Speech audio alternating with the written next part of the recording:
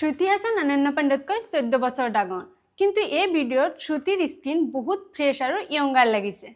কাৰণ মেকআপ নাথাকিলেও শ্ৰুতিৰ skin clear আৰু হেলদি দেখায় আনফালে যদি অনন্য পাণ্ডেৰ ফেসটো জুম কৰি চাও এনলাৰ্জ স্পটস আৰু একনি ক্লিয়াৰলি নোটিস কৰিব পাৰি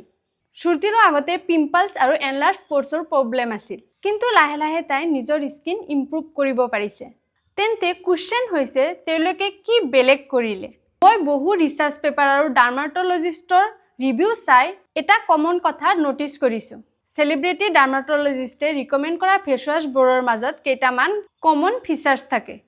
সফট ফ্ৰী আৰু সালফেট ফ্ৰী যাৰ বাবে স্কিনটো জেন্টেল বাবে ক্লিন হয় ইয়াত সেলিসিলিক এসিড আৰু জিংক পিসিএ যেনেকুৱা ইনগ্ৰেডিয়েন্টস থাকে যিয়ে পোৰ্স ক্লিন ৰাখে আৰু এক্সেস অয়েল কন্ট্ৰোল কৰে আৰু সফট মাইল্ড ফোম ক্ৰিয়েট কৰে যিয়ে স্কিন বেৰিয়াৰ ড্যামেজ নকৰি স্কিন হেলদি ৰাখে বহুত সাৰ্চ কৰাৰ পিছত মই এই ফৰ্মুলেশনৰ হৈতে মিল থকা এটা ফেস ওয়াশ বিচাৰি পালো আৰু 2 উইকস মই ডেইলি ইউজ কৰিলো এয়া মোৰ বিফৰ আৰু আফটাৰ ৰিজাল্ট ডিফাৰেন্স ক্লিয়াৰলি দেখা যায় এইটো হৈছে বিকাম ফেস ওয়াশ ইয়াৰ সিলিসিলিক এসিডে পোৰ্স ক্লগ হ'ব নিদিয়ে zinc PCA access oil control কৰে আৰু কটেনিয়াম 73 এ একনি ৰিডিউস কৰাত হেল্প কৰে আৰু বেস্ট পাৰ্টটো হৈছে স্কিনত একেবাৰে কামিং ফিল দিয়ে ড্ৰাই আৰু টাইট অনুভৱ নকৰে যদি প্ৰডাক্টৰ লিংক লাগে কমেন্টত লিংক বুলি টাইপ কৰক অটোমেটিক্যালি ডিএমত লিংকটো পাই যাব